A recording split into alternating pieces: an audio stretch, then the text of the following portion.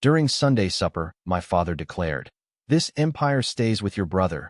You've proven you're unfit." My mother nodded silently. I didn't protest, just accessed the corporate accounts later that night. By morning, the board was notified, and his empire started crumbling. I, 34M, sat at the dining table that Sunday evening, watching my father carve the roast with surgical precision. The same hands that had built a manufacturing empire worth hundreds of millions now moved with deliberate slowness, as if savoring what would become a defining moment.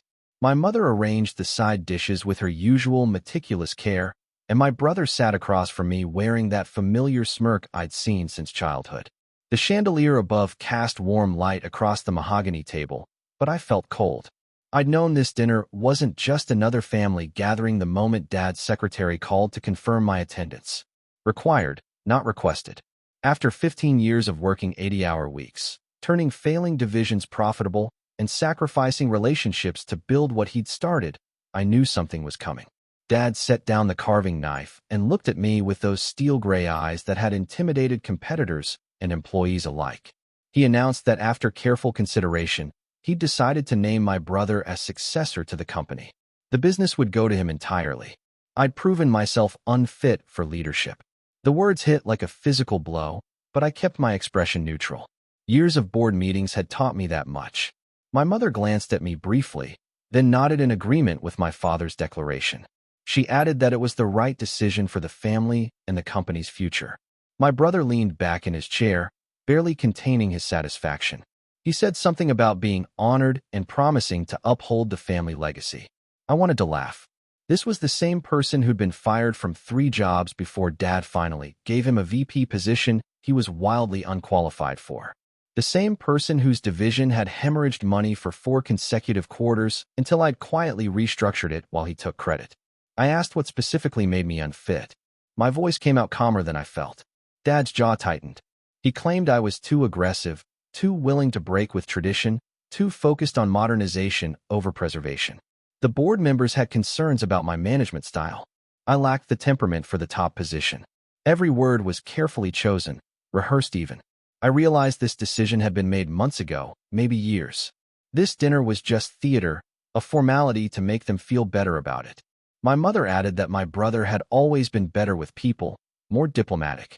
He understood the importance of maintaining relationships. I thought about the relationships I'd maintained. The suppliers I'd personally visited in 3 countries to renegotiate contracts that saved the company millions. The union representatives I'd spent countless hours with, preventing a strike that would have shuttered our main facility. The investors I'd courted for our expansion into renewable manufacturing components. But I didn't argue. I simply told them I understood and asked if there was anything else they needed to discuss. Dad seemed almost disappointed by my lack of reaction. He mentioned something about a severance package and a position as a regional consultant if I wanted it. A consolation prize. I declined politely and said I'd need some time to process everything. Dinner continued in awkward silence. I ate mechanically, tasting nothing. My brother tried to make small talk about his upcoming vacation to Europe. My mother fussed over whether anyone wanted more wine. Dad stared at his plate, perhaps expecting me to rage or plead. I gave them nothing. When I finally left that evening, my mother hugged me at the door and whispered that I shouldn't take it personally. It was just business. I drove home in a daze, my mind racing through 15 years of memories. Late nights reviewing acquisition proposals. Weekends spent at the factory floor, working alongside employees to understand production bottlenecks. Holidays sacrificed for emergency board meetings. I'd given up a relationship that might have led to marriage because my then-girlfriend couldn't handle my schedule. I'd missed my best friend's wedding because of a crisis in our Asian manufacturing partnership. I deferred my own dreams of starting an innovation consultancy because Dad said the family needed me. And for what? To be called unfit at a Sunday dinner. Back at my apartment, I poured myself a scotch and sat in the dark. Rage would have been easier to process. Instead, I felt hollow. Then, gradually, that hollowness filled with something else. Clarity. I'd been the chief operating officer for 6 years and CFO for 4 years before that. I knew every aspect of the company's operations, every account, every vulnerability. More importantly, I knew where all the bodies were buried. My father had built his empire through aggressive acquisition and creative accounting. Nothing illegal, but plenty that existed in ethical gray areas.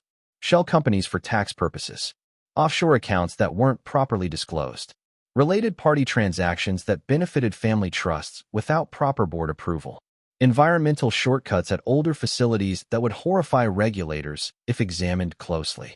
I documented everything over the years, initially thinking I was protecting the company by understanding its risks. Now, those documents took on a different significance. Around midnight, I opened my laptop. My executive access to the corporate systems hadn't been revoked yet. Either they'd forgotten in their eagerness to celebrate, or they assumed I'd go quietly. I downloaded files methodically: financial records, internal communications, audit reports, compliance documents. Everything I'd need. Then I drafted an email to the board of directors. Not the rubber stamp board my father had cultivated, but the actual fiduciary board that included external members required by our corporate structure. I outlined specific concerns about corporate governance, conflicts of interest, and undisclosed liabilities. I attached documentation supporting each claim. I noted that as an officer of the company, I felt obligated to bring these matters to their attention given the upcoming leadership transition. I scheduled it to send at 6 in the morning and went to bed. Sleep didn't come easily. I kept second-guessing myself, wondering if I was being vindictive or justified. But then I'd remember my mother's dismissive nod, my brother's smirk, my father's cold assessment of my unworthiness. I'd remember every sacrifice, every compromise, every time I'd put the company first. By morning, I felt certain. I added one more email to the scheduled queue, this one to our external auditors flagging potential concerns and requesting an independent review. The response was swift. By 9 in the morning, my phone started ringing. First the board secretary, then 2 external directors, then our general counsel. I let them all go to voicemail. At 10, the lead director called. I answered. He asked if we could meet immediately. His tone was grave. I agreed to come to his office downtown. The director was someone my father had never particularly liked, a private equity veteran who'd been brought on 3 years ago to satisfy institutional investors. He'd always been cordial to me, and I'd provided him with straight answers when he'd asked difficult questions, something my father resented. He told me the board was convening an emergency session. My email had raised serious concerns that required immediate investigation. He asked me to walk him through everything. I spent 4 hours in his office, explaining the network of questionable practices that had become standard operating procedure. The offshore entities established to minimize tax exposure. The creative revenue recognition that pushed earnings into favorable quarters. The deferred maintenance at older facilities that created environmental risks. The loans to family members at below-market rates that weren't properly authorized. None of it was my doing. I'd inherited these systems and tried to reform them gradually, documenting my recommendations for change and my father's rejections. I had the paper trail to prove it. The director made notes, his expression growing darker. He asked why I hadn't brought this to the board's attention before. I explained that I'd raised concerns internally, but as COO, I reported to the CEO, my father. Going over his head would have been career suicide. Now that I was being pushed out anyway, I felt obligated to ensure the board understood what they were inheriting with my brother as successor. He asked if my brother knew about these practices. I confirmed he did, and had actually argued for more aggressive approaches during executive meetings. I had the meeting minutes. By mid-afternoon, word must have reached my father. My phone exploded with calls and texts. Dad, my mother, my brother, even some cousins who worked at the company. I ignored them all. The next morning, I received notice that my executive access had been suspended pending an investigation. Expected, but the board also appointed me as a special advisor to assist with their review, with full immunity for cooperation. Not expected. Over the following weeks, the empire began crumbling exactly as I'd anticipated. The board hired an independent forensic accounting firm. Regulators were notified of potential violations. The environmental issues triggered investigations by state agencies. Banks reviewing our credit lines became nervous about undisclosed liabilities. The stock price, though not publicly traded, affected our ability to secure financing and impacted valuations for our employee stock ownership plan. People's retirements were at stake, which bothered me, but I'd carefully ensured my disclosures focused on management practices, not operational performance. The company could survive this with proper leadership. My father tried to reach me repeatedly. Finally, 3 weeks after that Sunday dinner, I agreed to meet him at a coffee shop. Neutral territory. He looked older than I remembered, worn down by crisis management. He asked me what I wanted. What would it take to make this go away? I told him I wanted nothing. This wasn't a negotiation. I'd simply ensured the board had accurate information to make informed decisions. If he'd operated the company properly, there'd be nothing to find. He claimed I was destroying the family legacy out of spite, that I was hurting innocent employees and my own mother's financial security. I reminded him that he'd called me unfit, that if I was truly unfit, the board needed to understand the full situation before placing their trust in someone even less qualified. I asked him if he'd considered any of this before that Sunday dinner, before he'd made his decision, and simply informed me like I was an underperforming employee rather than his son. He had no answer for that. My mother tried a softer approach. She invited me to lunch and spent an hour explaining how family was supposed to support each other, how I was embarrassing them, how my brother was devastated by the investigation. I asked her why she'd nodded when Dad declared me unfit. She claimed she was just supporting her husband's business decision. It wasn't personal. I told her that was exactly the problem. Everything about the past 15 years had been deeply personal for me. Every sacrifice had been about family. But to them, I'd just been a resource to be utilized and discarded when convenient. She cried. I didn't. Update 1. 6 weeks after that dinner, the board reached its conclusions. My father was removed as CEO effective immediately. My brother was terminated from his VP position. The board installed an interim CEO from outside the company and began a formal search for permanent leadership. They offered me the COO position again, now reporting to the new CEO. I declined. I'd already accepted a position with a private equity firm that specialized in manufacturing turnarounds. Ironically, they'd been impressed by my handling of the company's crisis and my willingness to prioritize proper governance over family loyalty. My father sent me a letter. Not an email or text, an actual handwritten letter. He said I'd won, that I'd destroyed everything he'd built, that he hoped I could live with myself. I wrote back.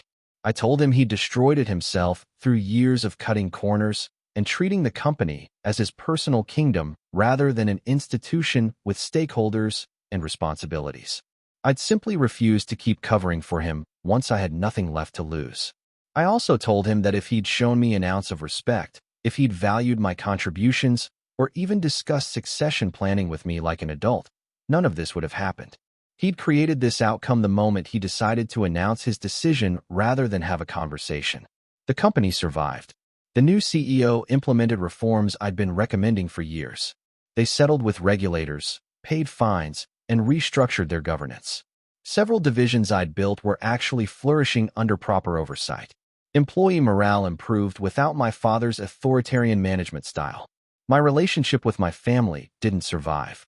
My brother sent occasional angry messages blaming me for ruining his life. My mother tried to maintain contact, but it was strained and formal. Dad and I haven't spoken since that coffee shop meeting. Some relatives sided with them, claiming I'd betrayed family. Others privately reached out to say they understood, that they'd witnessed years of my father's favoritism and my contributions being minimized. Update 2. 8 months after everything imploded, I ran into my father at an industry conference. We both froze when we spotted each other across the lobby. For a moment, I thought he might turn and walk away. Instead, he approached. He looked different, smaller somehow. He asked if we could talk briefly. We found a quiet corner. He admitted he'd been wrong. Not about everything, he was careful to note, but about how he'd handled things. He said he'd let pride and tradition cloud his judgment, that he'd assumed my brother would grow into the role the way he'd had to grow into running the company decades earlier. I asked why he'd assumed I couldn't grow, that I hadn't already grown. He had no good answer. He mentioned that the new CEO had shown him my internal memos from years past, recommendations for changes that were now being implemented successfully. He'd never read them properly at the time, had dismissed them as youthful impatience. Seeing them now, he realized how right I'd been about most things. I told him that vindication felt empty. What I'd actually wanted was partnership, recognition, to be treated as a capable adult rather than a disappointing child. The company was just a company. The betrayal was personal. He nodded slowly and said he understood if I could never forgive him. Then he did something I'd never seen. My father apologized. Really apologized. without qualifications or excuses. I wasn't ready to reconcile. Maybe I never would be. But something in me loosened slightly. I thanked him for saying it and told him I needed more time. As I walked away, I realized I didn't feel the rage anymore, or the hollow sensation. Mostly, I felt free. Free from the weight of expectations that were never about me, from a legacy that required me to diminish myself, from a family dynamic built on hierarchy rather than mutual respect. My new position challenged me daily. I was helping companies restructure and modernize, using everything I'd learned. I was dating someone who understood that work mattered to me but didn't define me. I'd reconnected with old friends I'd neglected during my years of single-minded focus on the family business. The empire my father built survived, restructured and healthier. My brother eventually found work at a smaller company where expectations matched his abilities. My mother adapted to a lifestyle with less wealth but more peace. My father semi-retired and started mentoring young entrepreneurs, perhaps trying to do better with them than he'd done with me. And I moved forward, carrying lessons about loyalty and family and business that I'd never wanted to learn but couldn't unlearn now. The Sunday dinner that changed everything had been exactly what I'd needed, even if it wasn't what I'd wanted. Sometimes the worst moments force the necessary changes we'd never make otherwise. I still don't know if what I did was right or simply effective, but I know I'd do it again. When you're declared unfit by people who never truly saw you, the only option is to prove they never really knew you at all. Not through words, but through actions that force them to confront uncomfortable truths.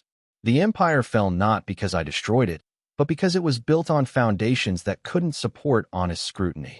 I just stopped pretending otherwise. If you'd like to see more stories like this, a gentle tap on the subscribe button would mean the world to us.